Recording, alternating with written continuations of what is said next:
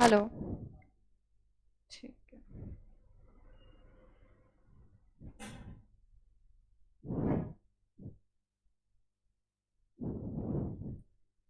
Sorry guys. Good afternoon to all of you. Good afternoon Tisha, Sanjeevni. I was saying कि कल के lecture में अपन एक topic start किया था जिसका नाम है की गवर्नमेंट इंस्टीट्यूशंस, राइट, जिसमें अपन ने अलग अलग इनिशिएटिव्स जो गवर्नमेंट लेती है उसके अंदर क्या क्या तरीके से गवर्नमेंट क्या करती है उसको इम्प्लीमेंट करवाने के लिए एक इंस्टीट्यूशंस बनाती है, जिसमें अपन ने पढ़ा था first one was NITI Aayog, right, जिसके अंदर अपन ने देखा था एट दी एंड सारी चीजें स्टेप्स क्या किए जाते हैं, लिए जाते हैं। तो अपन ने देखा था NITI Aayog is further divided into 4 main heads. The first one was design policy framework, right, it helps in channelizing policy, formulating policy. Then it helps in boosting federalism. Like अपन ने पढ़ा था कि एक सेंटर और स्टेट के बीच में कोऑपरेशन कैसे बढ़ाया जाए, ठीक है, उसके लिए भी प्लानिंग कौन करता है, नीति आयोग करता है, राइट। देन अभी गवर्नमेंट ने इनिशिएटिव्स तो ले लिए बट उसको मॉनिटर कौन करेगा, नीति आयोग। एंड लास्ट था कि जो एक्सपर्ट्स होते हैं, ठीक है, नॉलेज सेक्टर के लोग, इनोवेशन हब के लोग, थिंक टैंक, जो ग्रुप ऑफ एक्सपर्ट्स जिनको बोलते हैं, उनको एडवाइस करने का काम भी नीति आयोग करता है। एंड देन हमने देखा था कुछ 23 वर्टिकल्स हैं जिसके अंदर नीति आयोग क्या करता है, प्लानिंग फॉर्मुलेशन का काम करता है। ये वर्टिकल्स आपको एक बार थॉरली रीड करने हैं, राइट, ठीक है। उसके बाद नेक्स्ट इंस्टीट्यूशन जो हमने कवर किया था वो था 7 sustainable action for transforming human capital, जिसके अंदर अपन ने देखा था the 2 sectors that this committee considers are education and health, ठीक है। इसके अंदर प्लानिंग के बाद 3 स्टेट्स को कवर किया गया which was Jharkhand, Madhya Pradesh and Orissa. And इसको स्पॉन्सर किया था बॉस्टन कंसल्टिंग ग्रुप ने, पीरामल फाउंडेशन ने and along with the cooperation of NITI Aayog. तो ये पार्ट आपको अच्छे से ध्यान रखना है कि इसके अंदर कौन कौन से स्पॉन्सर्स थे, 7 कमिटी को स्पॉन्सर कौन करता है, राइट। उसके बाद देखा था कि ये जो प्रोजेक्ट है इसका पूरा टेन्योर जो है वो 30 मंथ्स का है, राइट, जिसका एंड का कब होगा, 2020 में होगा। इसके 2 फेजेस ऑलरेडी कवर हो चुके हैं एंड जो लास्ट फेज है वो 18 मंथ्स का है, वो अभी चल रहा है, राइट। उसके बाद इसके कुछ मेजर अचीवमेंट्स देखे थे एंड इधर एक इंपॉर्टेंट चीज अपन ने देखी थी कि इसको मॉनिटर कौन कर रहा है, 7 कमिटी को मॉनिटर कौन कर रहा है, जो थी NSG which is national steering group. और अगर सेंटर लेवल पे बात करें अपन तो वो थी CPMU which is central project monitoring unit, और स्टेट लेवल पे अगर आप बात करेंगे तो state project monitoring unit, right. इसके बाद अपन ने देखा था MCA क्या करता है। MCA जैसे कंपनी लॉ बना, कंपनीज रजिस्टर होती हैं, MCA क्या करता है, कंपनी लॉ को रेगुलेट करता है। नॉट ओनली कंपनी लॉ, उसके साथ जितने भी अलाइड लॉज हैं, मींस अटैच्ड लॉज हैं, जो अपन ने कल देखे थे, LLP एक्ट है 2008, इसके अलावा कंपटीशन एक्ट हुआ, इसके अलावा 3 प्रोफेशनल बॉडीज हैं जिसको क्या सुपरवाइज करने का काम MCA करता है, which is ICAI, ICSI and institute of cost accountants of India. In 3 institute को MCA सुपरवाइज करने का काम करता है। उसके अलावा एडमिनिस्ट्रेशन की भी रिस्पॉन्सिबिलिटी ली है MCA ने, कौन कौन सी इंस्टीट्यूट्स की, विच इज पार्टनरशिप एक्ट को एडमिनिस्टर करता है, companies donation to national funds act को एडमिनिस्टर करता है, and last is societies registration act को एडमिनिस्टर करता है। Next what we took is कि MCA के अंदर कौन कौन से एफिलिएटेड ऑफिसेज हैं, कौन कौन से ऐसे डिपार्टमेंट हैं जो MCA के अंडर में काम करते हैं। फर्स्ट वन वाज SFIO, इसके अंदर इसकी डेट बहुत ज्यादा इंपॉर्टेंट थी कि ये फंक्शन कब से कर रहा है, 1 अक्टूबर 2003, right. Next was competition Commission of India, जिसका अल्टीमेट ये होता है कि एडवर्स इफेक्ट नहीं आए कॉम्पिटिशन का मार्केट में। तो ये हमने देखा था, जिसका डेट है कि ये जो है कंपटीशन एक्ट स्टैब्लिश्ड हो गया था 2002 में, पर ये इन्फोर्समेंट में कब से आया? मार्च 2009 से।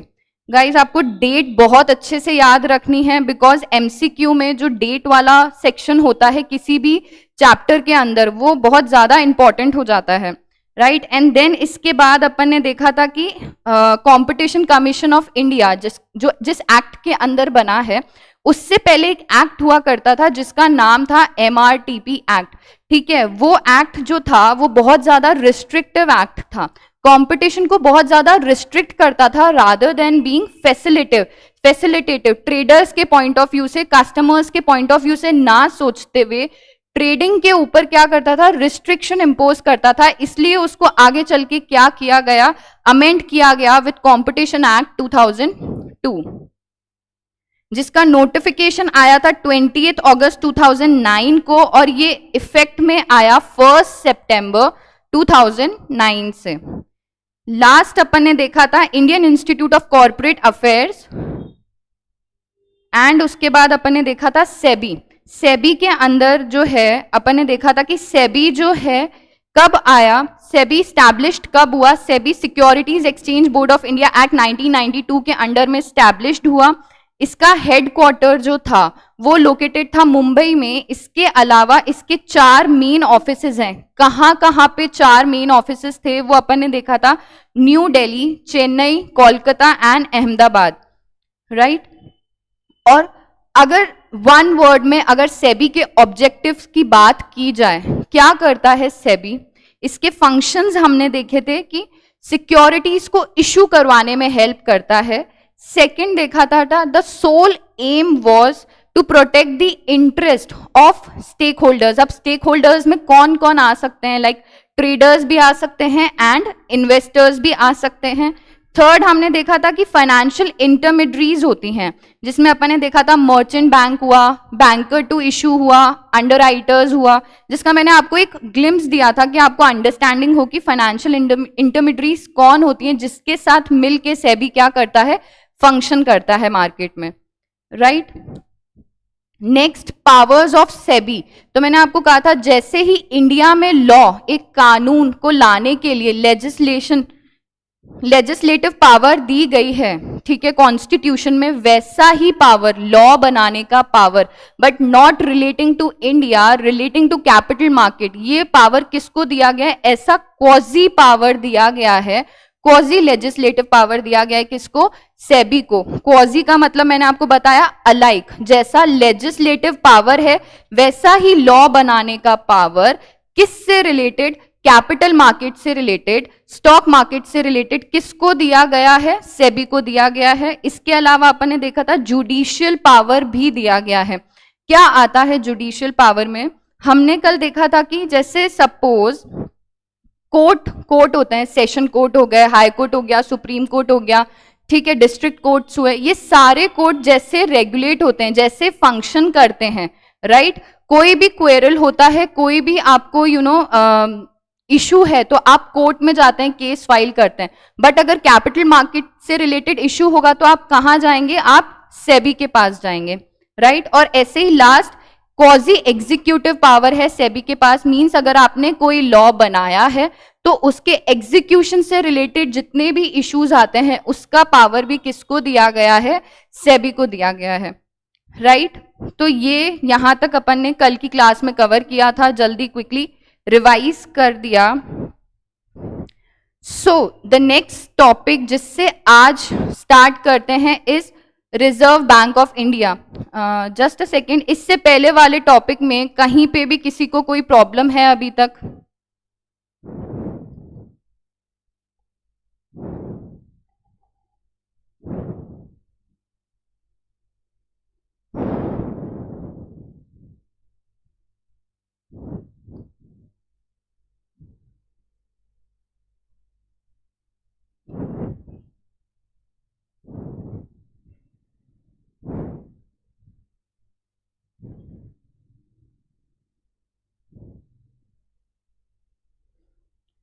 ठीक है, so we'll proceed with the next topic for today which is Reserve bank of India.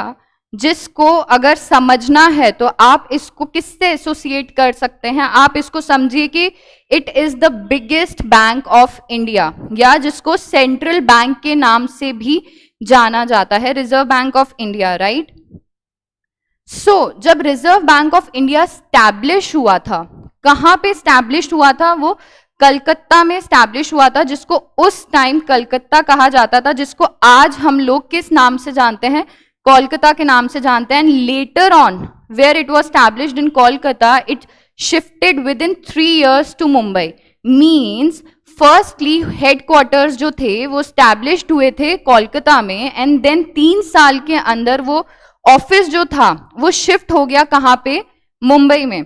तो अभी इस टॉपिक में प्रोसीड करने से पहले एक बेसिक अंडरस्टैंडिंग कि रिजर्व बैंक ऑफ इंडिया क्या करता है, क्यों इसको सेंट्रल बैंक कहा जाता है, क्यों इसको बिगेस्ट बैंक ऑफ इंडिया कहा जाता है. ठीक है, तो क्या फंक्शंस होते हैं रिजर्व बैंक ऑफ इंडिया के?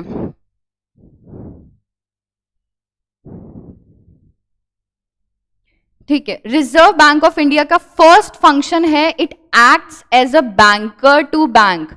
एक एग्जाम्पल लेते हैं, लाइक आज मुझे अपने फंड्स को, ठीक है, बैंक में डिपॉजिट करवाना है, तो मैं से फॉर एग्जाम्पल बीओबी की किसी ब्रांच में जाती हूँ, या एसबीआई की किसी ब्रांच में चली गई, या कोटक महिंद्रा बैंक की किसी ब्रांच में चली गई, राइट? वहां पे जाके मैंने अपना अकाउंट ओपन करवाया, एप्लीकेशन फॉर्म फाइल किया, मेरा अकाउंट ओपन हो गया, मैंने फंड्स मेरे डिपॉजिट करवा दिए, राइट? बट अगर आज बैंक को अपना अकाउंट ओपन करना है तो वो किस बैंक के पास जाएगा? ठीक है, अपने कॉम्पिटिटर बैंक के पास तो नहीं जाएगा, राइट? तो बैंक्स क्या करते हैं? बैंक्स अपना अकाउंट ओपन करवाते हैं आरबीआई के पास. किस चीज के लिए? कि किसी फंड की रिक्वायरमेंट है, या हमें अपना पैसा आरबीआई के पास डिपॉजिट करना हो. तो simple, it acts as a banker to bank. Second चीज जो है,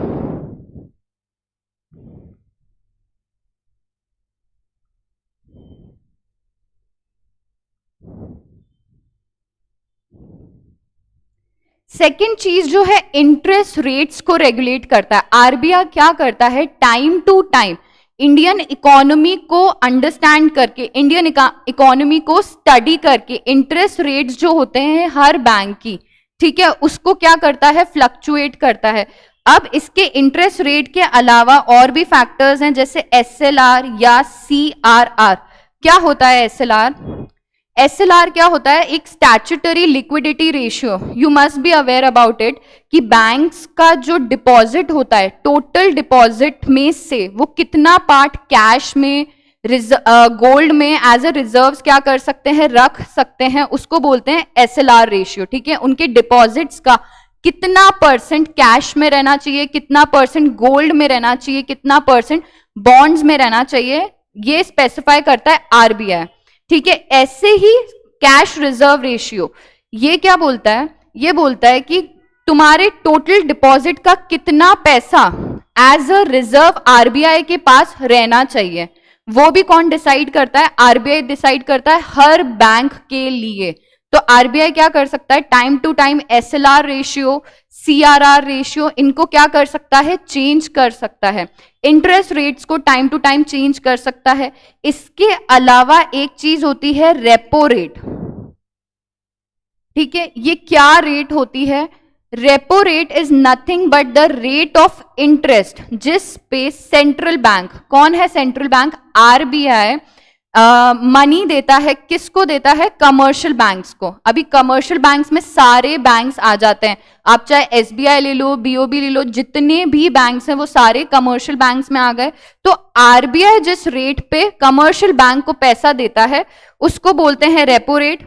इसका अगर वाइस वर्सा देखना है तो रिवर्स रेपो रेट होता है.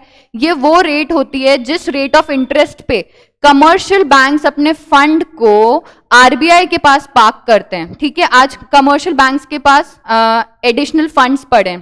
ठीक है, तो उनने क्या करना है? वो फंड्स आरबीआई को दे देना है. जिस रेट ऑफ इंटरेस्ट पे वो आरबीआई को पैसा देंगे उसको बोलते हैं रिवर्स रेपो रेट.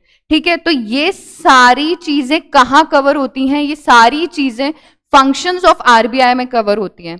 ठीक है, तो आरबीआई को अगर समझना है तो ऐसे समझ के चलिए कि आरबीआई क्या है, it is the biggest bank of India, that's why it is known as central bank. बाकी जितने भी बैंक हैं वो सब क्या है, कमर्शियल बैंक्स हैं और वो सब आरबीआई के अंडर में आते हैं, right.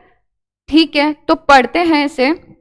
The Reserve Bank of India was established on April 1, 1935 in accordance with the provision of Reserve Bank of India Act 1934.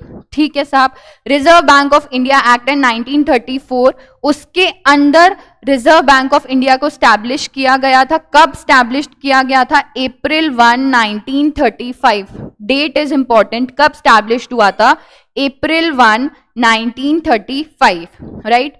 Next is the central office of Reserve Bank was initially established in Calcutta but permanently moved to Mumbai in 1937।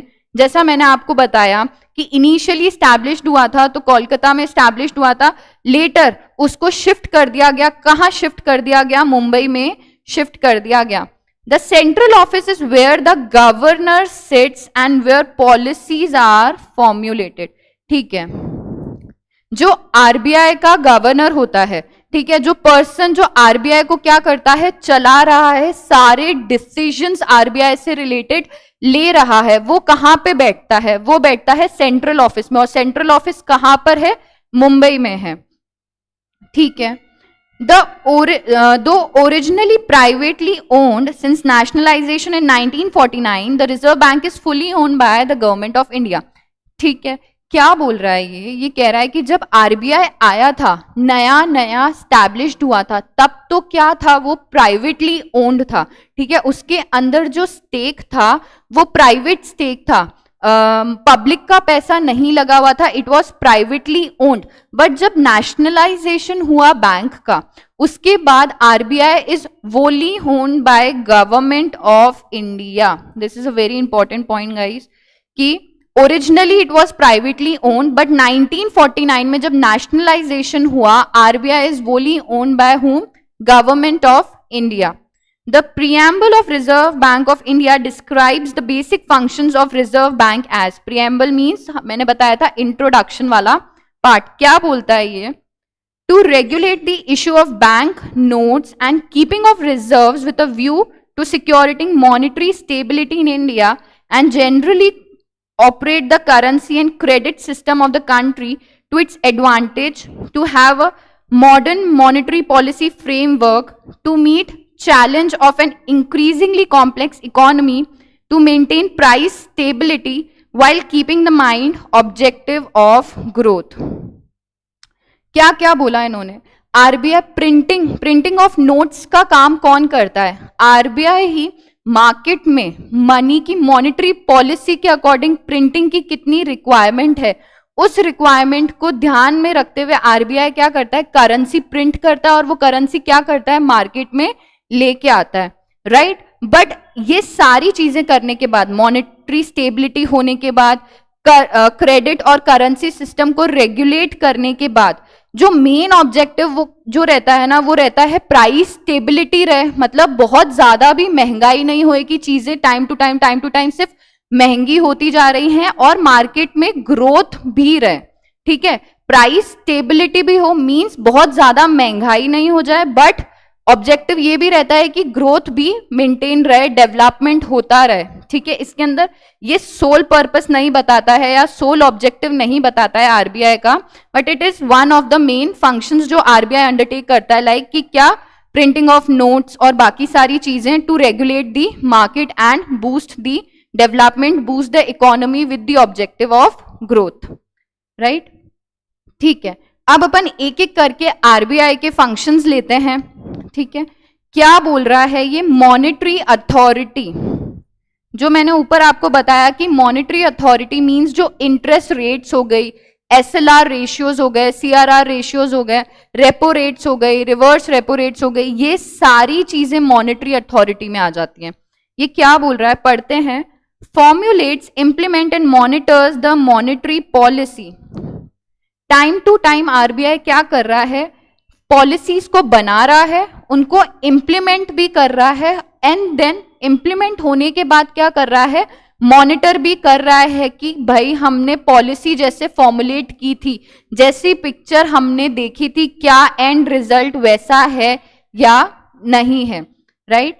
Next objective, maintaining price stability while keeping in mind the objective of growth. ये हमने preamble वाले topic में cover किया अभी ऊपर ही, कि हमें price stability को मेंटेन करना है, at the same time growth भी होनी चाहिए, महंगाई इतनी ज्यादा नहीं बढ़नी चाहिए, टाइम टू टाइम स्टेबिलिटी रहनी चाहिए मार्केट में, बट साइमल्टेनियसली ग्रोथ भी होनी चाहिए मार्केट में।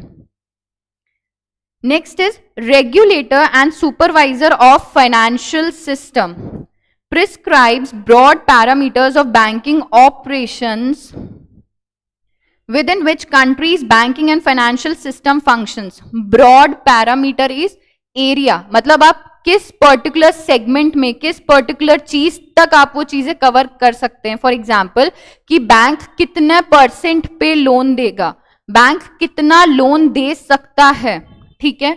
ये सारी चीजें time to time banking system से रिलेटेड कौन डिसाइड करेगा, आरबीआई डिसाइड करेगा कि कितना फंड्स बैंक को as a loan general public को देना है, किस रेट ऑफ इंटरेस्ट पे देना है, ये सारी चीजें। Objective, maintain public confidence in the system, protect depositors interest and provide cost effective banking services to the public.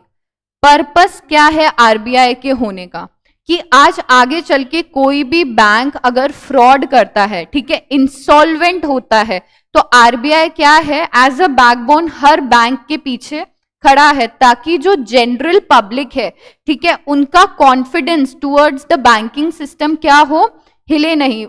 General public का जो ट्रस्ट है बैंकिंग सिस्टम में रहे, टाइम टू टाइम वो लोग क्या करें, बैंकिंग सिस्टम को और प्रमोट करें, ठीक है, सारी चीजें हो। इसलिए क्या है, आरबीआई है to regulate all the banks and at the end public का कॉन्फिडेंस जो है वो बैंक्स में बना रहे, इस चीज का इंश्योर करने के लिए आरबीआई। इसका लेटेस्ट एग्जांपल है येस बैंक, ठीक है। येस बैंक को आरबीआई ने संभाला, तभी आज येस बैंक मार्केट में है, अदरवाइज कब का मार्केट से क्या हो चुका होता, गायब हो चुका था, क्योंकि जो भी पास्ट में चीजें हुई उनको देखकर, राइट। तो इसलिए कहते हैं कि बैंक आरबीआई क्या कर रहा है, पूरे फाइनेंशियल सिस्टम को ऐसे सुपरवाइज कर रहा है, ऐसे रेगुलेट कर रहा है कि पब्लिक का जो ट्रस्ट है वो बैंकिंग सिस्टम में बना रहे, ठीक है।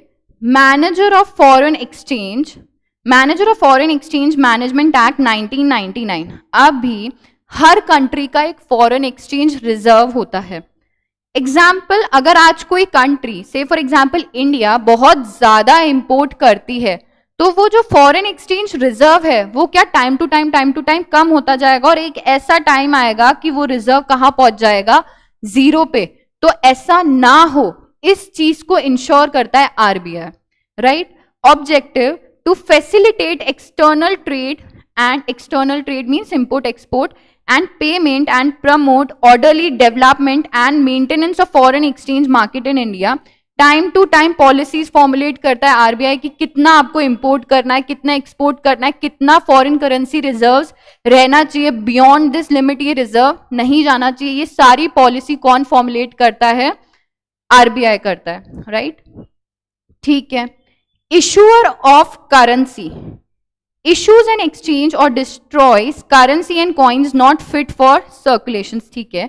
ऐसे नोट्स, ऐसे कॉइन्स जो सर्कुलेशन के लिए फिट नहीं है, उनको क्या करता है, एक्सचेंज करके देता है। At the same time new currency issuance का काम भी कौन करता है, आरबीआई। प्रिंटिंग ऑफ नोट्स का काम कौन करता है, RBI. Objective, to give public adequate qualities of supply of currency notes and coins in good quality, ठीक है। इस पे एक एग्जाम्पल लेते हैं। जैसे अगर आपने 1 रुपये का कॉइन देखा होगा, आज के टाइम में जो 1 रुपये का कॉइन है वो बहुत छोटा सा है, उसको बहुत ज्यादा कंसाइज कर दिया है साइज में, राइट। बट अगर आप थोड़ा सा 15-20 साल पीछे कोई ओल्ड आप 1 रुपये का कॉइन देखेंगे, तो उसका जो यूजुअली साइज हुआ करता था वो बड़ा हुआ करता था, ठीक है। बट अभी अगर देखें तो एक कॉइन जो है वो किससे बना हुआ है, एक कॉइन मेटल से बना हुआ है, राइट। उस टाइम पे 1 रुपए का कॉइन जो मेटल से बना हुआ है, किसी ने अगर बहुत सारे ऐसे कॉइन्स इकट्ठे कर लिए, राइट, इतना हैवी होता था वो कॉइन, और सपोज आपने 1 के 100 कॉइन्स इकट्ठे कर लिए, राइट, आपने वो कॉइन्स इकट्ठे करके आज तो वो कॉइन्स चल नहीं रहे हैं मार्केट में, आपने उस मेटल को क्या किया, पिघला के वो मेटल आपने मेटल फॉर्म में लेके आए, आप इससे कॉइन से आपने उसको कन्वर्ट किया किसमें, रॉ मेटल में, एंड वो मेटल जिसकी वैल्यू 100 के कॉइन्स थे, 1 के 100 कॉइन्स थे, तो 100 हो गए, राइट, आपने उसको आज मार्केट में सेल किया, ठीक है, आपने उसको कॉइन से मेटल में कन्वर्ट किया, वो मेटल आपने मार्केट में सेल किया, वो मेटल आपका बिक रहा है 120 में। तो ऐसा कैसे हो सकता है, उस कॉइन की वैल्यू क्या थी, 1 रुपी थी, बट आज उसको अगर मैंने कन्वर्ट करके मेटल में, जिस धातु से वो बना हुआ है, धातु इज मेटल, जिस मेटल से वो बना हुआ है उसको अगर मैं मार्केट में बेच रहा हूं, तो ये डिफरेंस कैसे आ गया, ये ना हो इसलिए टाइम टू टाइम क्या कर रहा है आरबीआई, कॉइन्स का जो क्वालिटी है उसको भी चेंज करता रहता है, ताकि गुड क्वालिटी जो इक्विटेबल, जो उस पर्टिकुलर कॉइन की प्राइस है वैसा करेंसी क्या हो मार्केट में आए, राइट। ये एक इंपॉर्टेंट पॉइंट था गाइस।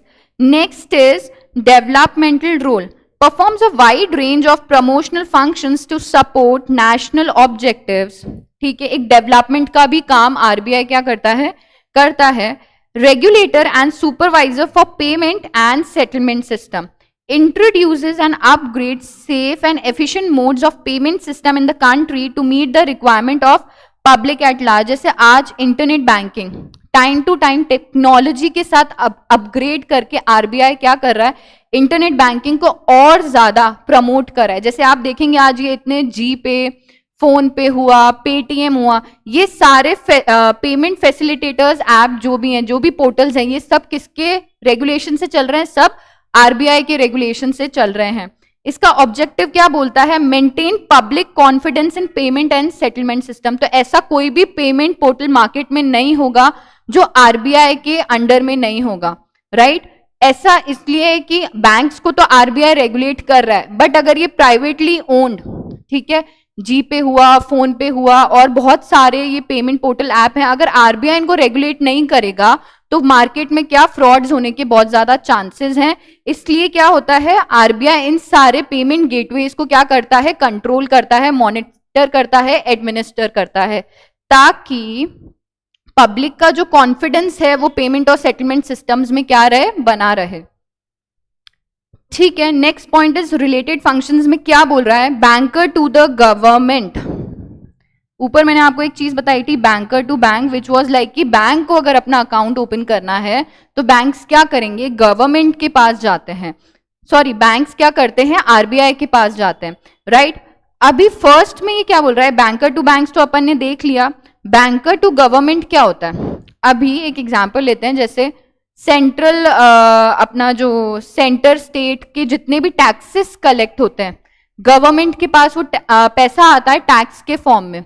अब गवर्नमेंट को वो पैसा कहाँ रखना है, तो गवर्नमेंट क्या करता है, आरबीआई के पास अपना अकाउंट ओपन करवाता है। तो सेंट्रल गवर्नमेंट या स्टेट गवर्नमेंट जो वो मनी टैक्स से कलेक्ट करती है उसको पार्क करने के लिए वो क्या करती है, आरबीआई के पास अपना अकाउंट ओपन करवा सकती है, राइट। तो ये बोल रहा है perform merchant banking function for central and the state government also acts as the banker, right. Means दोनों वे में काम करता है, banker to government and banker to banks. Means banks को भी अकाउंट ओपन करवाना है तो आरबीआई के पास जाएंगे, गवर्नमेंट चाहे वो सेंट्रल गवर्नमेंट हो या वो स्टेट गवर्नमेंट हो, उनको अकाउंट ओपन करवाना है तो वो कहाँ जाएंगे, आरबीआई के पास जाएंगे, ठीक है। अदर सिग्निफिकेंट फैक्ट्स क्या बोल रहा है, has 27 regional offices and one of them in state capital and 4 सब ऑफिसेज। मीन्स अगर रीजनल ऑफिसेज की बात की जाए तो आज इंडिया में आरबीआई के 27 रीजनल ऑफिसेज हैं। कैसे, आप ले लीजिए, नॉर्थ ले लीजिए, साउथ ले लीजिए, ईस्ट ले लीजिए, वेस्ट ले लीजिए, तो ये तो 4 ही हुए, बट इनका कॉम्बिनेशन होता है, जैसे नॉर्थ साउथ हो गया, नॉर्थ ईस्ट हो गया, नॉर्थ वेस्ट हो गया, सेंटर नॉर्थ हो गया, ऐसे करते 27 रीजनल ऑफिसेज हैं जो आरबीआई के हैं, और 4 क्या हैं, सब ऑफिसेज हैं, राइट। नेक्स्ट बोल रहा है deposit insurance and credit guarantee corporation of India Bharatiya reserve bank note Bharatiya reserve bank note Mudran private limited, reserve bank information technology private limited, Indian financial technology and advice services are fully owned subsidiaries of reserve bank of India. क्या बोल रहा है, RBI की 4 fully owned subsidiaries हैं, ठीक है। 4 fully owned subsidiaries means 100% RBI का stake है उन कंपनीज के अंदर, उन इंस्टीट्यूशंस के अंदर। अभी क्या क्या है, इनके नाम आपको याद रखने हैं।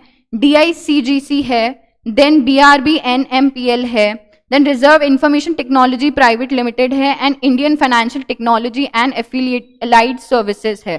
तो ये चारों जो सब्सिडरीज हैं रिजर्व बैंक ऑफ इंडिया की, ये आपको क्या करनी है, याद रखनी है। आपको ये याद रखना है कि आरबीआई के 27 रीजनल ऑफिसेज हैं, 4 सब ऑफिसेज हैं, राइट।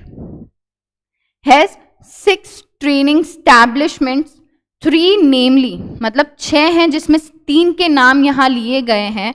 एक है आरबीआई अकेडमी, सेकंड है कॉलेज ऑफ एग्रीकल्चर, थर्ड, ये पॉइंट कनेक्टेड है गाइस, थर्ड है banking and reserve bank of India staff college are part of reserve bank. Means 6 training establishments हैं जिसमें से 3 का नाम यहां पे क्या किया है, लिया गया है। First is RBI academy, second is college of agriculture, third is banking and reserve bank of India staff college, right.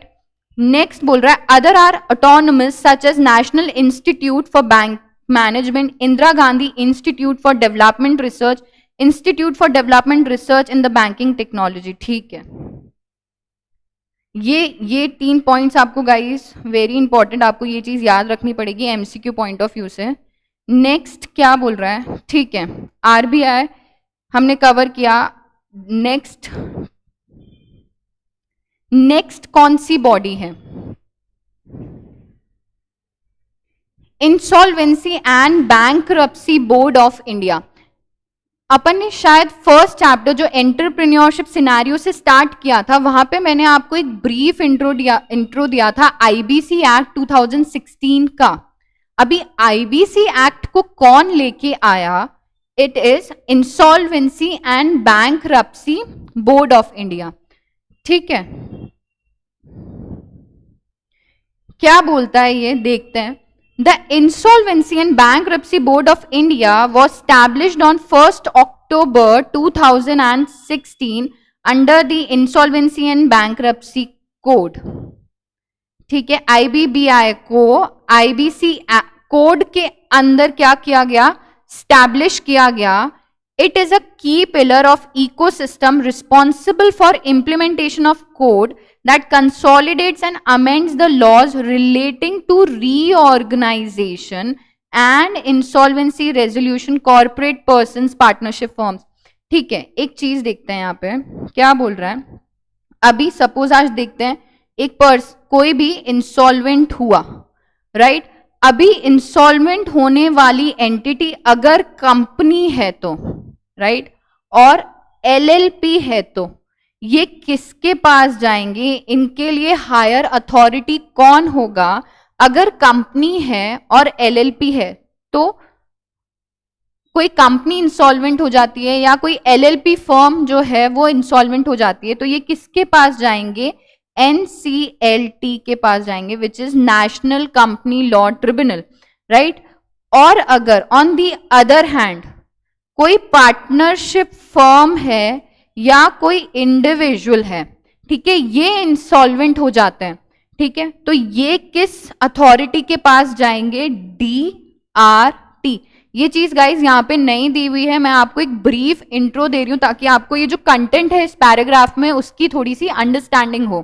तो DRT stands for date recovery tribunal, ठीक है। बट अगर कोई पर्सन, अग्रीव्ड पर्सन, ठीक है, इंसॉल्वेंट, सपोज एग्जाम्पल लेते हैं कि इंडिविजुअल इंसॉल्वेंट हो गया, ठीक है, मैं इंसॉल्वेंट नहीं, मतलब मैं डेटर हूं और मेरा क्रेडिटर इंसॉल्वेंट हो गया, तो आज एज एन इंडिविजुअल मैं किसके पास जा सकती हूं, मैं DRT, डेट रिकवरी ट्रिब्यूनल के पास जा सकती हूं और जो इंसॉल्वेंट, जिस पर्सन ने इंसॉल्वेंसी की है मेरे साथ, उसके अगेंस्ट क्या कर सकती हूँ, अपील फाइल कर सकती हूँ, राइट।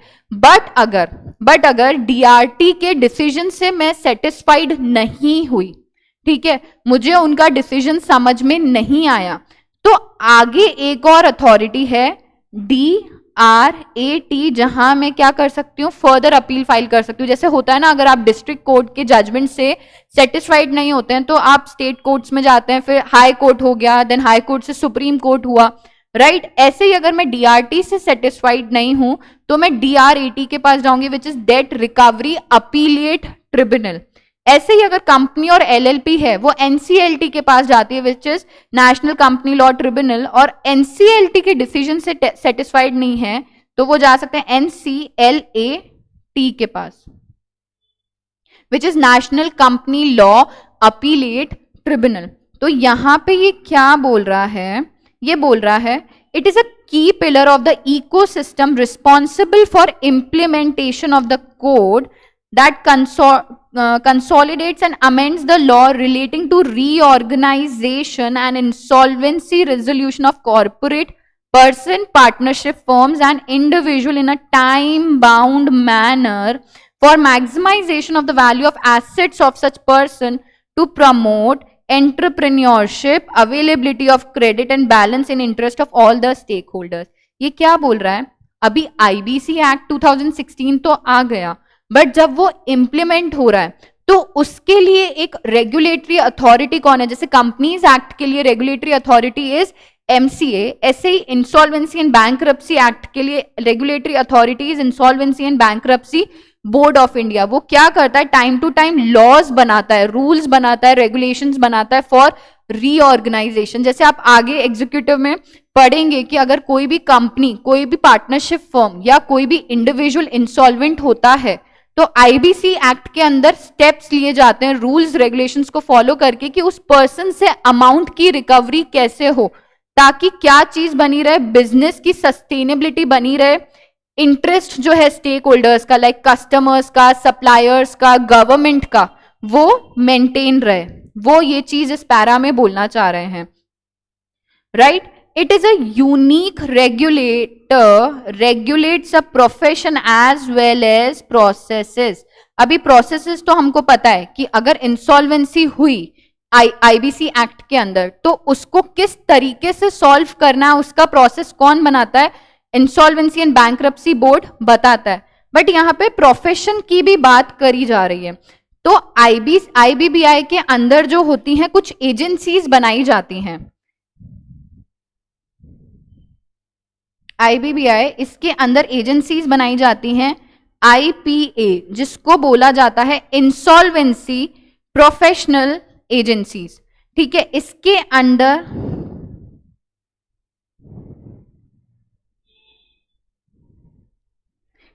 अंदर IRPs अपॉइंट किए जाते हैं जिनका नाम होता है इंसॉल्वेंसी रेजोल्यूशन प्रोफेशनल्स। क्या बोला मैंने, insolvency and bankruptcy board of India के अंदर कुछ एजेंसीज बनाई जाती हैं, उस एजेंसी को क्या बोलते हैं, इंसॉल्वेंसी प्रोफेशनल एजेंसीज। अभी इन एजेंसीज के अंदर जो है वो प्रोफेशनल्स अपॉइंट किए जाते हैं, उनको क्या बोलते हैं, इंसॉल्वेंसी रेजोल्यूशन प्रोफेशनल्स, जो क्या करते हैं, इंश्योर करते हैं कि टाइम टू टाइम क्या स्टेप्स लिए जाएं कि अपन जो है पैसे को रिकवर कर सकें, ठीक है। वो प्रोफेशनल्स इन चीज को इंश्योर करते हैं। तो अब ये प्रोफेशनल्स की बात करें या इन एजेंसीज की बात करें, इन दोनों ही लोगों को रेगुलेट कौन करता है, बैंक्रप्सी बोर्ड जो है वही रेगुलेट करता है। तो वो यही चीज बोल रहा है कि प्रोफेशन को एज वेल एज IBC का जो प्रोसेस रहेगा उस प्रोसेस को रेगुलेट कौन कर रहा है, IBBI रेगुलेट कर रहा है। It has regulatory oversight over the insolvency professionals, insolvency professional agencies, insolvency professional entities and information utilities। अभी ये ऊपर की 3 चीजें तो मैंने यहाँ पे कवर कर दी, एक नई चीज आई है यहाँ पे which is information utility। ये क्या होता है, सी आज जितने भी केसेस IBC एक्ट के अंदर रजिस्टर हैं वहां पे एक यूटिलिटी बनाई गई है।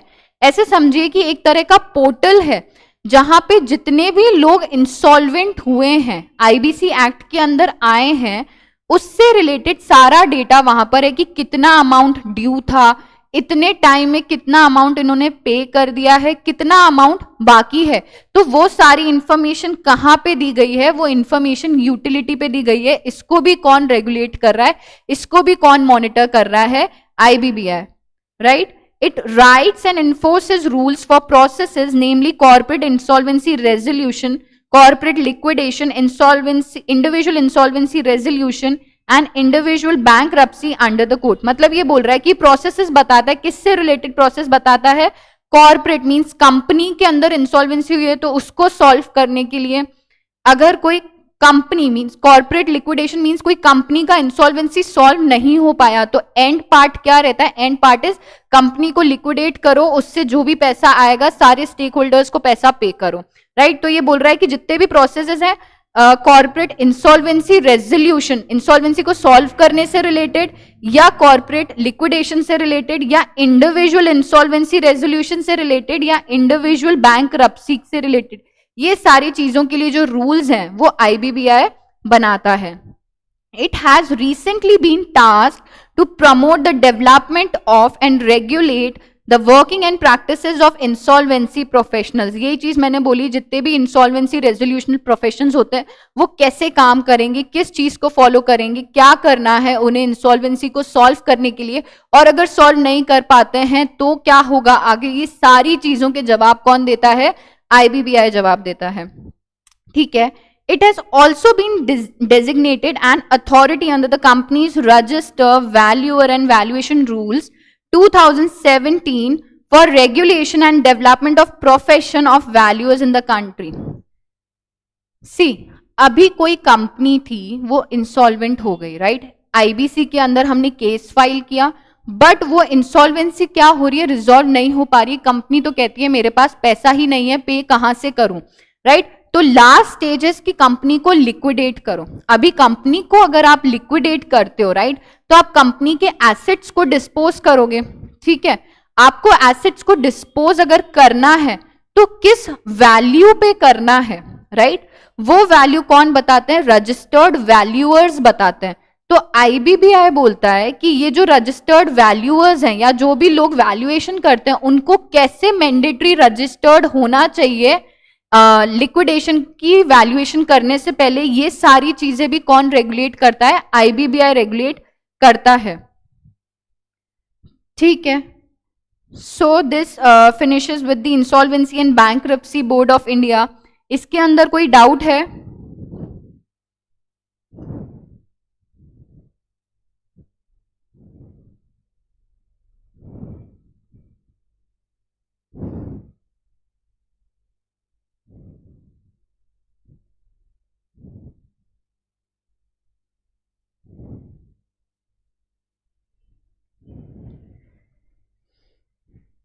ठीक है। सो अपन नेक्स्ट स्टार्ट करते हैं। Next is National Company law tribunal, NCLT guys, very very very important exam point of view से भी, एंड आगे जब आप एग्जीक्यूटिव के लिए पढ़ाई करेंगे तो आपको इसको बहुत इन डेप्थ अंडरस्टैंडिंग होगी एनसीएलटी की, एनसीएलटी की।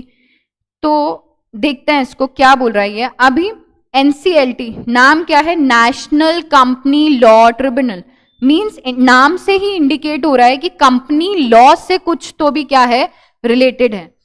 तो हमने देखा था कि कंपनीज जो हैं जो रजिस्टर्ड हो रही हैं उनको रेगुलेट क्या कौन कर रहा है, एमसीए कर रहा है। बट कभी आगे चल के किसी भी कंपनी और एमसीए के बीच में कोई भी इश्यूज हो जाए तो वो इश्यूज कौन सॉल्व करेगा, एनसीएलटी सॉल्व करेगी। तो क्या बोल रहा है ये,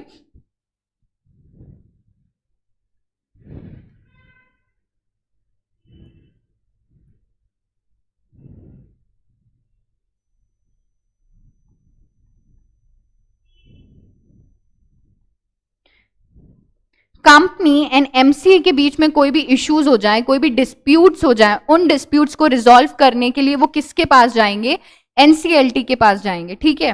बट यहां पे एक और चीज भी कवर होती है जो एनसीएलटी के पास आती है, क्या है वो, आईबीसी एक्ट 2016। अब आपको यहाँ पे एक डाउट अराइज होगा कि यार आईबीसी क्यों जा रहा है, क्योंकि ये तो सारा मैटर कंपनी लॉ से रिलेटेड है और आईबीसी तो इंसॉल्वेंसी के साथ डील करता है, राइट। तो यहाँ पे आईबीसी के कौन से मैटर्स जो हमने यहाँ पे ऊपर देखे थे, कंपनी, अगर कोई कंपनी और एलएलपी इंसॉल्वेंट होती है तो वो कहाँ जा सकती है, एनसीएलटी के पास जा सकती है। तो एनसीएलटी के पास या तो कंपनी और एमसीए जा सकती है, दूसरी इंसॉल्वेंसी वाले वो लोग जो कि कौन है, कंपनी या एलएलपी, वो भी कहां जा सकते हैं, एनसीएलटी के पास जा सकते हैं, राइट। तो देखते हैं, अब एनसीएलटी को सेंट्रल गवर्नमेंट ने बनाया था under section 408 of companies act 2013, जिसकी डेट क्या है, कब बनाया था, 1 जून 2016. In the first phase, the Ministry of Corporate Affairs have set up 11 benches.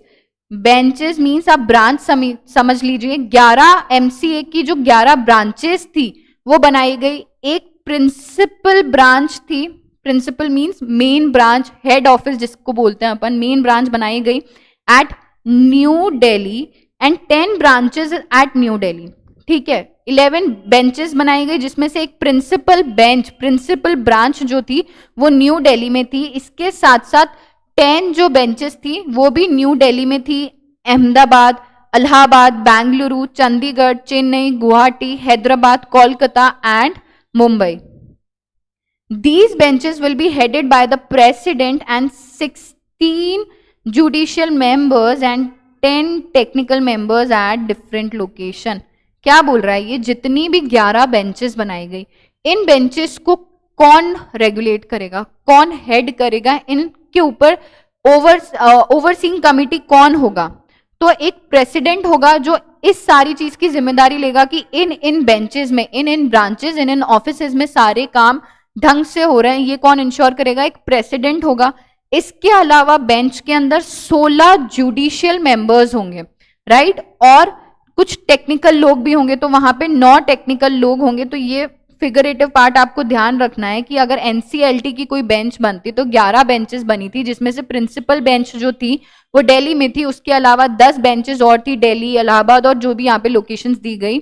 उसके अलावा इन बेंचेस को लीड कौन करता है, हेड कौन करता है, प्रेसिडेंट करता है, साथ में 16 जुडिशियल मेंबर्स हैं और 9 टेक्निकल मेंबर्स हैं, राइट।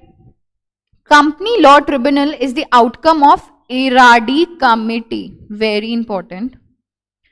क्या बोल रहा है ये कह रहा है कि अभी कंट्री में कोई भी लॉ लाना होता है, कोई भी अमेंडमेंट करना होता है, तो वो क्या करते हैं, अपना लॉ बना के, ड्राफ्ट लॉ बना के पार्लियामेंट में लेके जाते हैं, ठीक है। और पार्लियामेंट में अगर वोट मिल गया उसे तो वो लॉ क्या आएगा, इन्फोर्स हो जाएगा।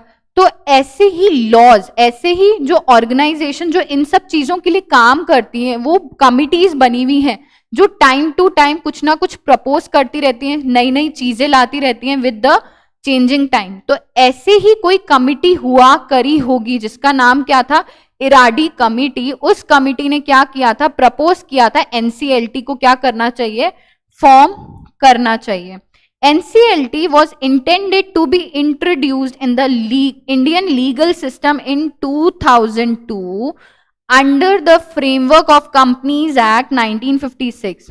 See, अभी 2002 में आया तो नेसेसरली Companies Act 1956 ही रेगुलेट करेगा ना, बिकॉज 2013 में आया था नेक्स्ट कंपनी लॉ, राइट। तो इसको इंट्रोड्यूस करना था 2002 में, राइट। बट हमने ऊपर देखा कि ये कब बना, 1 जून 2016 में बना। तो ये इंट्रोड्यूस हुआ, फिर इतने साल क्यों लग गए, इतना टाइम क्यों लग गया उसको पिक्चर में आने में, फोर्स में आने में, देखते हैं ये क्या बोल रहा है। Due to litigation with respect to constitutional validity of NCLT which went for over 10 years, therefore it was notified in the Companies Act. Means 2002 में जब इराडी कमिटी ने प्रपोज किया कि एनसीएलटी बनना चाहिए, तो वहां पे एनसीएलटी के कॉन्स्टिट्यूशन को, मतलब एनसीएलटी जिस चीजों से बनेगा उसके कॉन्स्टिट्यूशन से रिलेटेड कुछ डिबेटेबल पॉइंट्स थे, ठीक है, जो ओवर 10 इयर्स तक क्या हुए, स्ट्रेच हुए। मीन्स उन पॉइंट्स को कोई रिजॉल्व नहीं कर पाया एंड नहीं कर पाया तो उसके बाद 10 साल के बाद कंपनीज एक्ट 2013 में इसको क्या किया गया, नोटिफाई किया गया। पहले नोटिफाई किया, फिर आया कब, 2016 में आया। कंपनीज एक्ट 2013 में नोटिफाई हुआ। अब ऐसे क्या कॉन्स्टिट्यूशनल वैलिडिटी रही होगी, ये आपके कोर्स से रिलेटेड नहीं है बट एक जस्ट जनरल नॉलेज, कि क्या बोला इन्होंने, एक प्रिसाइडिंग मेंबर होगा, ठीक है, एनसीएलटी के लिए एक प्रेसिडेंट होगा जो क्या करेगा, उसको रेगुलेट करेगा, सारी चीजों का ध्यान रखेगा। तो जब एनसीएलटी 2002 में इराडी कमेटी ने प्रपोज किया तो वहां पे क्या बोला कि यार जो प्रिसीडिंग ऑफिसर, जो प्रेसिडेंट होगा ना, वो किसी भी फील्ड का हो सकता है, चाहे वो अकाउंट्स फील्ड का हो, चाहे वो आर्ट्स फील्ड का हो, साइंस का हो, मैथ्स का हो, इकोनॉमिक्स का हो, किसी भी सेक्टर का हो, हमें चलेगा। मींस ऐसा कुछ भी स्पेसिफिक रिक्वायरमेंट नहीं थी कि एनसीएलटी का प्रिसाइडिंग ऑफिसर, प्रेसिडेंट कौन होना चाहिए। फर्स्ट पॉइंट क्या था कि उसका क्वालिफिकेशन के ऊपर फोकस नहीं था, ठीक है। एंड सेकंड जो था वो था टेन्योर। क्या बोला कि अगर कोई भी प्रिसीडिंग ऑफिसर एनसीएलटी का प्रेसिडेंट बनता है तो वो कितने टाइम तक रहेगा, 3 साल तक रहेगा, ठीक है। तो अभी सपोज एग्जाम्पल मिस्टर ए, ठीक है, वो एनसीएलटी के प्रेसिडेंट बने, ठीक है, प्रिसीडिंग ऑफिसर बने, प्रेसिडेंट बने, उनका आज की तारीख में अपॉइंट हुए वो लोग, ठीक है। अभी ऐसा तो नहीं हो सकता ना कि वो अपॉइंट हुए और आज के आज ही उनके पास कोई केस रिजॉल्व होने के लिए आ जाए, राइट। तो उनके पास सपोज से फॉर एग्जाम्पल 2 महीने, 3 महीने, 4 महीने में कोई केस आया, ठीक है, उस केस को, ठीक है, उन्होंने स्टडी करने के लिए आगे 6 महीने, 7 महीने, 8 महीने उन्होंने ले लिए उस पर्टिकुलर केस को समझने के लिए, ठीक है। तो ऐसे करते करते 1-1.5 साल तो निकल गया, देन उस पर सुनवाई हुई एंड वो मैटर स्ट्रेच हुआ। एंड इस पूरे टाइम में जो ये 3 साल का समय था वो निकल गया, ठीक है। अभी वो इनका टेन्योर खत्म हो गया तो नेसेसरली कोई नया पर्सन अपॉइंट होगा। अभी वो नया पर्सन आ रहा है, ठीक है, वो अगेन टाइम लेगा उस केस को समझने के लिए, जजमेंट सुनेगा, दोनों पार्टीज की क्वेरल्स को सुनेगा, फिर रिजॉल्व करेगा। तो इसमें कितना ज्यादा टाइम लग जाएगा, तो जो स्पीडी डिस्पोजल था वो अटेन ही नहीं हो पाएगा, राइट। तो फर्स्ट चीज थी कि क्वालिफिकेशन, मींस बंदा ही उस फील्ड का नहीं है तो वो लॉ से रिलेटेड, कानून से रिलेटेड कैसे डिसीजंस ले सकेगा। एक तो ये कॉन्स्टिट्यूशनल वैलिडिटी का क्वेश्चन था, दूसरा टेन्योर के ऊपर। इन दो चीजों के ऊपर ऑलमोस्ट 10 साल तक क्या हुआ, डिबेट हुआ। एंड वो जब डिबेट सॉल्व हो गई, सारी चीजें रिजॉल्व हुई, देन कंपनीज एक्ट 2013 ने एनसीएलटी को नोटिफाई किया, जो फोर्स में कब आया, 1 जून 2016 से फोर्स में आया, राइट। क्या बोलता है NCLT, it is a quasi judicial authority incorporated for dealing with the corporate disputes that are of civil nature arising under the companies act, ठीक है। ये हमने देख लिया, कंपनीज से रिलेटेड जो भी सिविल नेचर के डिस्प्यूट्स या कॉर्पोरेट डिस्प्यूट्स होते हैं, एनसीएलटी उनको डील करता है। However, a difference could be witnessed in the powers and the functions of NCLT under the provisions of Companies Act and Companies Act 2013. Certainly, 1956 Companies Act 1956 और Companies Act 2013 के अंदर ही इतने सारे चेंजेस हैं। तो NCLT जो दोनों कंपनीज एक्ट के अंदर बना है, जो पहले 2002 में बना था और जो 2013 में बना था, दोनों में सर्टेनली चेंजेस तो होंगे, बिकॉज लॉ में ही कितने सारे चेंज हो गए इतने से टाइम में, राइट। नेक्स्ट क्या बोल रहा है, the constitutional validity of NCLT and the specified allied provisions contained in the act were challenged. ये देखा हमने, Supreme Court had preserved the constitutional validity of NCLT, however the specific provision were rendered as a violation of the constitution principles. क्या बोल रहा है आगे, NCLT works on the lines of a normal court of law in the country and is obliged to fairly and without bias determine the facts of each case. Means NCLT के पास कोई भी case जाता है, ठीक है, उसको उस case को कैसे डिस्पोज ऑफ करना है, कैसे डील करना है, अनबायस्ड वे में न्यूट्रल रह के क्या देना है, जजमेंट देना है, and decide the matters in accordance with the principle of natural justice and in continuance of such decision offer conclusions from decisions in the form of order. Means दोनों parties का जो भी डिस्प्यूट है सुनने के बाद उनको नेशनल जस्टिस मीन्स कानून को ध्यान में रखते हुए अनबायस्ड होकर न्यूट्रल डिसीजन देना है, और वो डिसीजन किस फॉर्म में आएगा, एक ऑर्डर के फॉर्म में आएगा. The order so formed by NCLT could assist in resolving a situation, rectifying a wrong done by any corporate or levying penalties and costs, and might alter the rights, obligation, duties and privileges of the concerned party. क्या बोल रहा है, अगर NCLT ने कोई order दिया, ठीक है, कोई डिस्प्यूट था उसको सॉल्व किया, तो इससे क्या हो सकता है, चीजें चेंज हो सकती हैं, राइट्स, ऑब्लिगेशन कॉर्पोरेट पर्संस के वो क्या हो सकते हैं, चेंज हो सकते हैं. जो पहले जो वो लोग जिस चीज के लिए लड़ रहे थे कि यार ये चीज मेरी इतनी है तुम्हारी इतनी नहीं, तो एनसीएलटी ने ऑर्डर पास किया तो दोनों के बीच में इक्वली डिवाइड किया या 60-40 किया या जो भी XYZ चीज डिसाइड की, वो एनसीएलटी क्या करेगी, राइट्स को, सारी चीजों को, ऑब्लिगेशंस को, ड्यूटीज को, प्रिविलेजेस को कंसर्न पार्टीज के क्या कर सकती है, चेंज कर सकती है. Right. The tribunal isn't required to adhere to the several rules with respect to appreciation of any evidence or procedural law. अभी जैसे कोर्ट्स काम करते हैं इंडिया में, जो लॉ काम करता है उसके लिए बहुत सारे कोड्स बनाए गए हैं, बहुत सारे रेगुलेशंस बनाए गए हैं जिनको फॉलो करके इंडिया में कोर्ट्स क्या होते हैं, ऑपरेट होते हैं.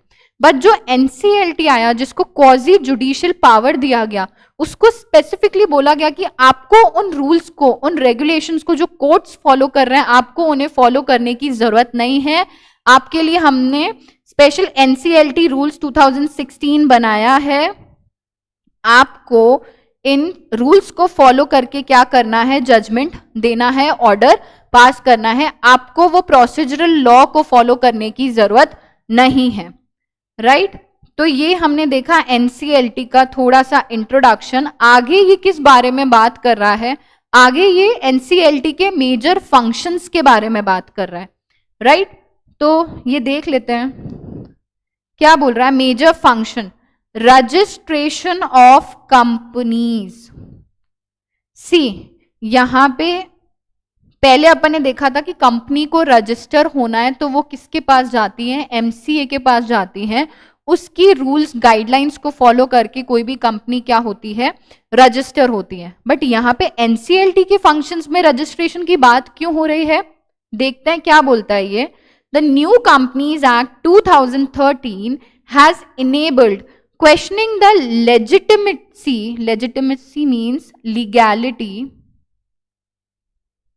of companies because of specific procedural errors during incorporation and registration. Means NCLT को एक पावर दिया गया. कौन सा पावर, क्वेश्चनिंग पावर.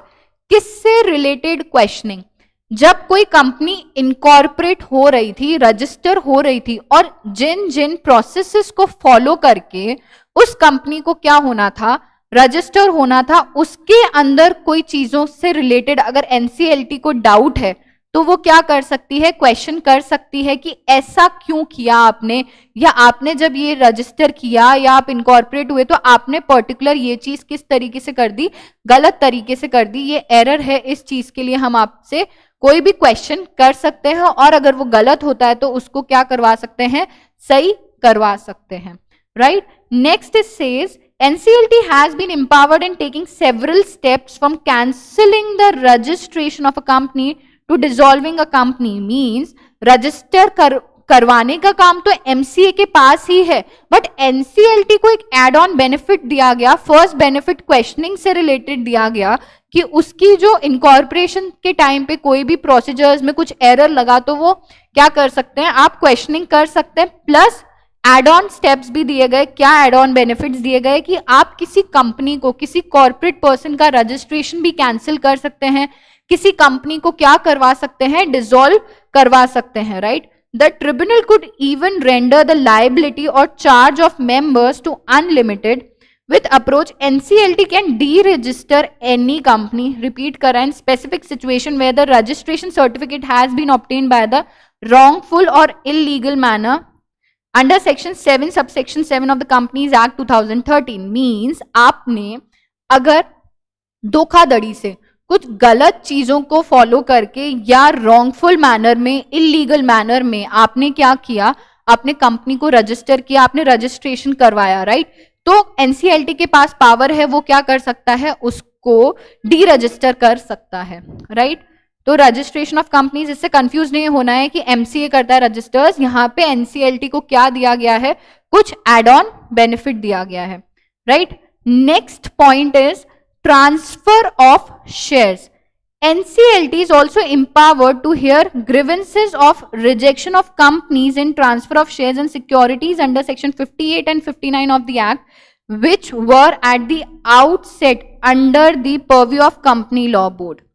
ठीक है, अभी आप देखेंगे NCLT से पहले क्या हुआ करता था. NCLT तो 2002 में आया, उसके बाद एक्चुअल पिक्चर में 2016 में आया, बट उससे पहले कोई तो भी अथॉरिटी रही होगी ना जो एनसीएलटी के फंक्शंस को करती होगी, चाहे उस तरीके से नहीं but something related to NCLT. तो एनसीएलटी से पहले था company law board, right. Company law board था. ये क्या बोल रहे हैं कि जो ट्रांसफर ऑफ शेयर से रिलेटेड जो भी ग्रीवेंसेज हैं उसके लिए भी एनसीएलटी को क्या दिया है, पावर दिया गया है कि उससे रिलेटेड अभी कंपनी को अपने शेयर्स ट्रांसफर करने हैं जो कौन से सेक्शंस के अंदर कवर्ड है, 58 and 59 of the companies act के अंदर कवर्ड हैं. उन शेयर्स को ट्रांसफर करने में जो भी डिस्प्यूट्स होते हैं उसको रिजॉल्व कर सकता है NCLT. Going back to Companies Act 1956, the solution available for rejection of transmission of shares were limited only to shares and debentures of the company. क्या बोल रहा है, कंपनीज एक्ट 1956 की बात करें तो उस टाइम अगर आप शेयर्स ट्रांसफर की बात करते थे तो उसमें क्या चीजें, दो ही चीजें कवर होती थी कि आप अपने शेयर्स को ट्रांसफर कर सकते हैं या आप अपने डिबेंचर्स को ही ट्रांसफर कर सकते हैं. बट कंपनीज एक्ट 2013 ने क्या बोला, आप सारी सिक्योरिटीज, अब शेयर्स डिबेंचर्स के अलावा और क्या आ जाता है, बॉन्ड्स आ जाते हैं, ठीक है. सारी ही सिक्योरिटीज जो कंपनी इश्यू कर रही है, ठीक है, वो सारी सिक्योरिटीज को आप ट्रांसफर कर सकते हैं और इसके ट्रांसफर में जो भी ग्रीवेंसेस आते हैं, जो भी डिस्प्यूट्स होते हैं, जो भी डाउट्स होते हैं, उसको सॉल्व करने का पावर किसको दिया गया है, एनसीएलटी को दिया गया है, right. Next is Chapter 5 of the Act deals with the deposit and was notified several times in 2014, and Company Law Board was the prime authority for taking up the cases under the chapter. ठीक है, अभी आपको इतना detail में नहीं जाना, आपको सिर्फ इतना समझना जो डिपॉजिट्स थे उन डिपॉजिट से रिलेटेड कौन डील करता है, चैप्टर 5 डील करता है. जो पहले कौन डील किया करता था एनसीएलटी से पहले, कंपनी लॉ बोर्ड डील किया करता था, right. No such powers under Chapter 4 of the Act has been vested with NCLT. ठीक है, the provisions with respect to deposits under the Companies Act were notified prior to the inceptions of NCLT. Unhappy depositors are now have a remedy of class action and suits for seeking reply for the omission and the acts on the part of the company which imparts their rights and depositors. Means ये कह रहा है जब company law board हुआ करता था तब एक चैप्टर 5 था जो डील करता था डिपॉजिट से रिलेटेड, बट एनसीएलटी में ऐसा कुछ भी नहीं है जो डिपॉजिट से क्या कर सके, ऐसे कोई भी चैप्टर 5 के पावर्स एनसीएलटी के पास नहीं है, राइट. यहाँ पे लिखा हुआ है no such powers has been vested to NCLT. तो अब जो अनहैप्पी डिपॉजिटर्स हैं, ऐसा क्यों हुआ, चैप्टर 5 के पावर्स एनसीएलटी को क्यों नहीं दिए गए, क्योंकि एनसीएलटी 2016 में आया और कंपनीज एक्ट जो था 2013 में आ गया था. तो उस टाइम जो ये डिपॉजिट से रिलेटेड वाला पावर एनसीएलटी को नहीं दिया गया, बट सिंस पावर नहीं है, बट अभी भी जो अनहैप्पी डिपॉजिटर्स हैं वो क्या कर सकते हैं, उस चीज को रेमेडी सीक करने के लिए एनसीएलटी के पास जा सकते हैं, ठीक है. Next is power to investigate. As per the provisions of the Companies Act 2013, investigation about the affairs of the company could be ordered with the help of application of 100 members, whereas previously the application of 200 members were needed for the same. Means आपको investigation लाना है, आपको NCLT के पास जाना है, कोई चीज का इन्वेस्टिगेशन करवाना है, तो पहले ऐसा था कि 200 मेंबर्स एप्लीकेशन लिख के दें तो ही एनसीएलटी क्या करेगा, इन्वेस्टिगेट करेगा. बट कंपनीज एक्ट 2013 में क्या किया, उसको हटा दिया, रिक्वायरमेंट चेंज कर दी कि अभी अगर 100 मेंबर्स ने भी अप्लाई किया है तो क्या हो जाएगा, वो फुलफिल हो जाएगी रिक्वायरमेंट.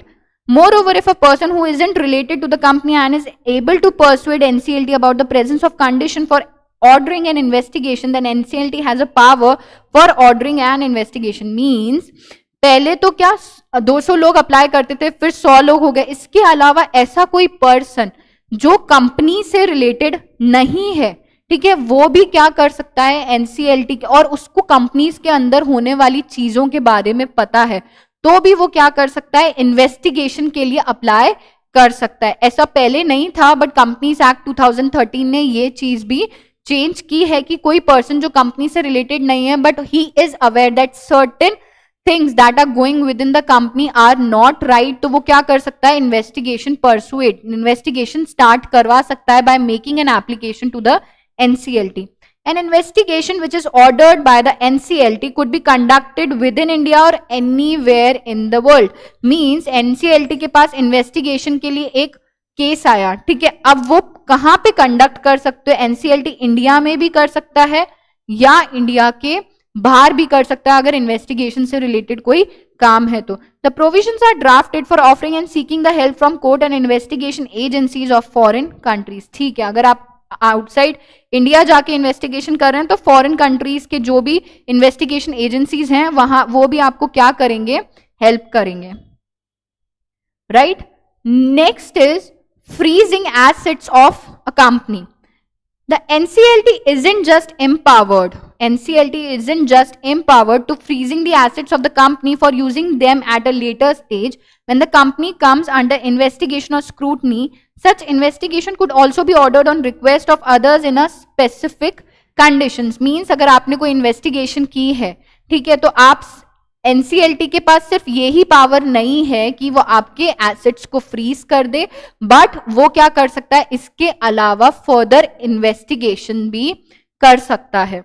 राइट, तो ये थे कौन कौन से देखे अपन ने function. Registration of companies, transfer of share से रिलेटेड. बेसिकली इसमें क्या इन सारे फंक्शंस में बताया जा रहा है कि पहले ऐसा हुआ करता था, देन कंपनी लॉ 2013 आया, उसमें ये चेंज हो रहा है. तो एनसीएलटी के एड ऑन फंक्शंस, पावर्स क्या है, ठीक है. तो अपन ने देखा डिपॉजिट्स वाला, पावर टू इन्वेस्टिगेट वाला, freezing assets of a company, and last is converting a public limited company into a private limited company. क्या बोल रहा है, सेक्शन 13 से 18 of the companies act 2013 read with the rules controls the conversion of a public limited company. Means अगर किसी public limited company को आपको private limited में करना है, such conversion needs an erstwhile conversation of the NCLT. NCLT has a power under 459 of the Act for imposing specific condition or restriction and might subject granting approval to such condition. Means अगर आपको आपकी company को, simple सी चीज है, public limited company से private limited company में convert करना है तो आपको किसकी परमिशन चाहिएगी, आपको NCLT की परमिशन चाहिएगी. राइट, ठीक है. अभी मैंने यहां पे आपको बताया था कि कोई भी पर्सन एनसीएलटी से सेटिस्फाइड अगर नहीं है तो वो पर्सन कहां जाएगा, एनसीएलटी के पास जाएगा. तो एनसीएलटी क्या है, अपना लास्ट टॉपिक है इस चैप्टर का. क्या बोल रहा है फटाफट से देख लेते हैं. ये बोल रहा है एनसीएलटी को कॉन्स्टिट्यूट किया था under 410 of the companies act for hearing appeals against the order of National Company Law Tribunal with effect from 1st June 2016. सी ये दोनों चीजें बहुत कंपेरेटिव है, आप कंपैरिजन बेसिस पे याद कर सकते हैं कि फर्स्ट एनसीएलटी भी 1 जून 2016 में आया, एनसीएलटी भी 1 जून 2016 में आया, बट इसको 408 सेक्शन के अंदर क्या किया गया, नोटिफाई किया गया. और एनसीएलटी का जो सेक्शन है इट इज 410 जो आपको याद रखना है. राइट, और एनसीएलटी के पास आप कब जा सकते हैं, जब आप एनसीएलटी के डिसीजन से क्या है, सेटिस्फाइड नहीं है. NCLT is also appellate tribunal. Means ये बता रहा है अपीलेट ट्रिब्यूनल मतलब कौन कौन सी चीजों से जो लोग सेटिस्फाइड नहीं थे और एनसीएलटी के पास जा सकते हैं. तो ऐसे कौन कौन से ट्रिब्यूनल हैं, is also appellate tribunal for hearing appeals against the order passed by the NCLT under the section 61 of the Insolvency and Bankruptcy Code. Means अगर IBC अपन ने देखा, अगर IBC के अंदर कंपनी और LLP से रिलेटेड कोई भी इंसॉल्वेंसी का मैटर आप NCLT के पास जाते हैं, ठीक है, वो किस सेक्शन में जा रहे हैं, आप सेक्शन 61 में जा रहे हैं। बट अगर आप उस जजमेंट से जो एनसीएलटी ने पास किया है आप सेटिस्फाइड नहीं है, तो आप क्या कर सकते हैं, एनसीएलटी के पास जा सकते हैं। तो NCLAT is appellate tribunal not only to NCLT but also to IBC matters relating to a company और LLP, right, with effect from 1 December 2016। Again आपको ध्यान रखना है कि वैसे तो एनसीएलटी के मैटर्स के लिए 1 जून से एनसीएलटी स्टैब्लिश्ड हुआ था, बट आईबीसी के मैटर्स के लिए वो कब से आया था पिक्चर में, 1 दिसंबर 2016 से, right. NCLT is also appellate tribunal for hearing appeals against the order passed by Insolvency and Bankruptcy Board of India। ठीक है, अभी यहाँ पे क्या बोला गया, आईबीसी कोड, आईबीसी एक्ट की बात की गई। उस एक्ट के अंदर किसी कंपनी और एलएलपी से रिलेटेड कोई इंसॉल्वेंसी का केस था, आप एनसीएलटी से सेटिस्फाइड नहीं है, एनसीएलटी के पास गए। बट अगर आप इंसॉल्वेंसी आईबीबीआई, जो अपन ने अभी ऊपर पढ़ा, इंसॉल्वेंसी एंड बैंक्रप्सी बोर्ड ने कोई जजमेंट पास किया है, उस जजमेंट से वो पर्टिकुलर पर्सन सेटिस्फाइड नहीं है under section 202 and 211 of IBC, तो आईबीबीआई के जजमेंट से सेटिस्फाइड नहीं है, then also you can go to NCLT. तो यहाँ पे बेसिकली आपको बताया गया है कि एनसीएलटी के डिसीजन के अगेंस्ट, आईबीसी कोड के डिसीजन के अगेंस्ट एंड आईबीबीआई के डिसीजन के अगेंस्ट आप कहां जा सकते हैं, एनसीएलटी के पास जा सकते हैं।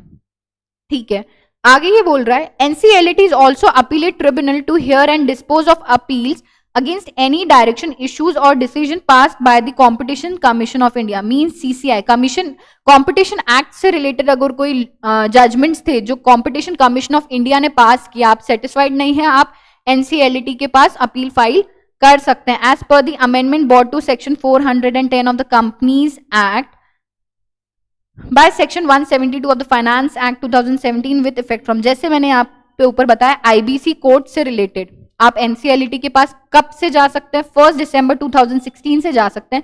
ऐसे कॉम्पिटिशन कमीशन ऑफ इंडिया के मैटर्स में अगर आपको कुछ डिस्प्यूट है, आप अपील फाइल कर सकते हैं, कब से, 26 मई 2017 से रिलेटेड, राइट। तो ये एक और चीज हमने देखी एनसीएलटी से रिलेटेड। अभी ये बात कर रहा है ज्यूरिसडिक्शन की, मतलब एनसीएलटी को चलाता कौन है, क्या बोल रहा है ये।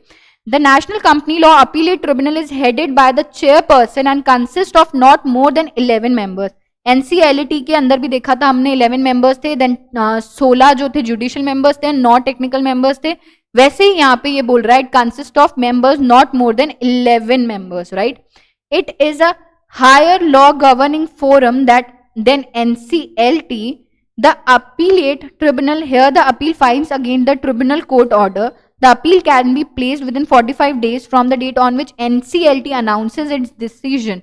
ठीक है, मतलब आप उनके डिसीजन के अगेंस्ट है, एनसीएलटी के डिसीजन से सेटिस्फाइड नहीं है, तो आप एनसीएलटी के पास कितने दिनों में अपील फाइल कर सकते हैं, 45 डेज में फाइल कर सकते हैं। मींस अगर एनसीएलटी ने कोई जजमेंट दिया नॉट सेटिस्फाइड, तो आप एनसीएलटी के पास 45 डेज में क्या कर सकते हैं, अपील फाइल कर सकते हैं, right. The appellate tribunal court goes through the evidence transferred from the tribunal making changes और confirming the order given by the letter. The process happens within a time span of 6 months। Means अभी tribunal court जो था, मतलब NCLT जो था, उसने जो भी मैटर्स जो भी लिए होंगे उसको क्या कर सकता है, मॉडिफाई कर सकता है, चेंज कर सकता है, कौन, एनसीएलटी। और इस पूरे प्रोसेस का टाइम जो दिया गया है वो कितना दिया गया है, 6 महीने, मींस 45 डेज, मींस 1.5 मंथ में तो आपको अप्लाई करना है। और जब से आपने अप्लाई किया उसके 6 मंथ में एनसीएलटी क्या देगी, जजमेंट देगी, राइट। लास्ट बोल रहा है dissatisfaction with the tribunal orders, means अभी एनसीएलटी के अगेंस्ट आप जाना चाहते हैं, मींस एनसीएलटी से सेटिस्फाइड नहीं हुए, एनसीएलटी के पास गए, एनसीएलटी से सेटिस्फाइड नहीं हुए तो कहां जाएंगे, देखते हैं। इफ अ ग्रुप और an individual is to be dissatisfied with the order passed by the tribunal court, it is obvious to move to the next only option, that is filing an appeal to the appellate court where the decision of NCLT are reviewed and checked from the point of view of laws and facts. The tribunal court is in charge of finding and gathering evidence while appellate court decides case based on already collected evidence. Means tribunal court, यहाँ पे NCLT की बात की जा रही है। NCLT के judgement से आप सेटिस्फाइड नहीं है तो आप अपीलेट कोर्ट के पास है, विच इज एनसीएलटी, जो क्या करता है, डेटा कलेक्ट नहीं करता। डेटा कलेक्ट करने का काम एनसीएलटी का है। उसने जो डेटा कलेक्ट करके जो डिसीजन लिया है, उस डिसीजन को स्टडी करना, उस डिसीजन को मॉडिफाई करना, चेंज करना एनसीएलटी का काम है। बट अगेन एनसीएलटी के डिसीजन मींस अपीलेट कोर्ट से भी आप अगर सेटिस्फाइड नहीं है तो लास्ट जो ऑप्शन बचता है वो बचता है सुप्रीम कोर्ट। देन आप अपना अपील कहाँ फाइल कर सकते हैं, सुप्रीम कोर्ट में फाइल कर सकते हैं, राइट। ये बोल रहा है if the outcome is not satisfactory even then one should approach the supreme court, right.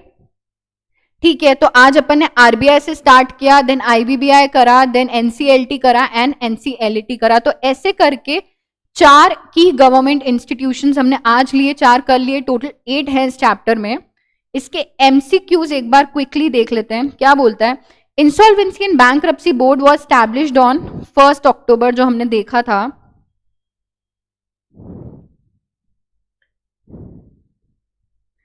Dates I am telling you guys again and again की जो डेट्स हैं वो बहुत ज्यादा इंपॉर्टेंट हो जाती हैं ऐसे चैप्टर्स में।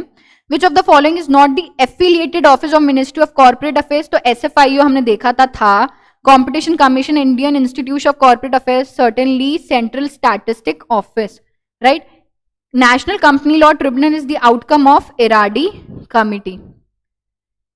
National Company Law Appellate Tribunal NCLT was constituted under 410, 408 के अंदर कौन कॉन्स्टिट्यूट हुआ था, NCLT, और 410 के अंदर NCLAT, ये देखा हमने, right. Last is the reserve bank of India was established in April 1, 1935, right. Reserve bank of India April 1, 1935। ठीक है guys, so this finishes up with your last topic which was की government issues. हमने 3 chapters लिए, तीनों chapters cover किए हैं। I will just give you a tip कि आप कोई भी टॉपिक पढ़ते हैं, ठीक है, उस टॉपिक को क्रैम मत कीजिए, रटिए मत, उसको समझिए एंड फिर आपको चैप्टर के किसी भी पोर्शन से एमसीक्यू आता है तो आप क्या कर सकते हैं, उस एमसीक्यू को डील कर सकते हैं।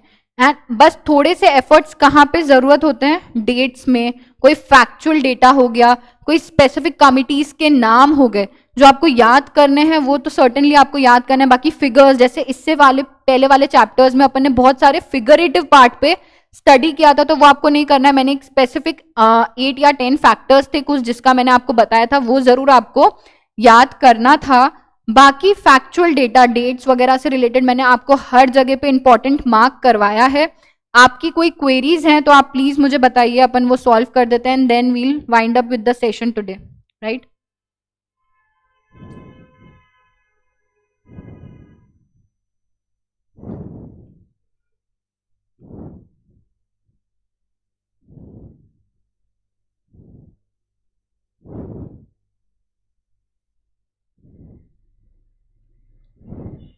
गाइस, हैं कोई क्वेरीज आपकी इस चैप्टर से रिलेटेड या इससे पहले वाले चैप्टर्स से रिलेटेड?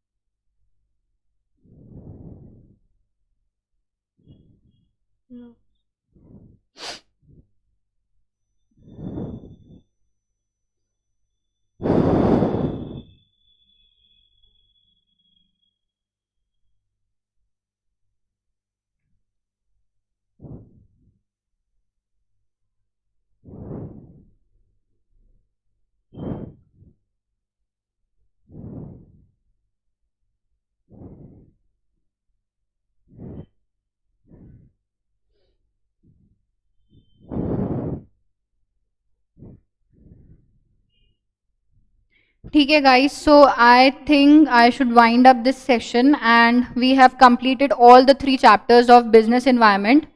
ठीक है guys, all the best for your exam. Thank you so much.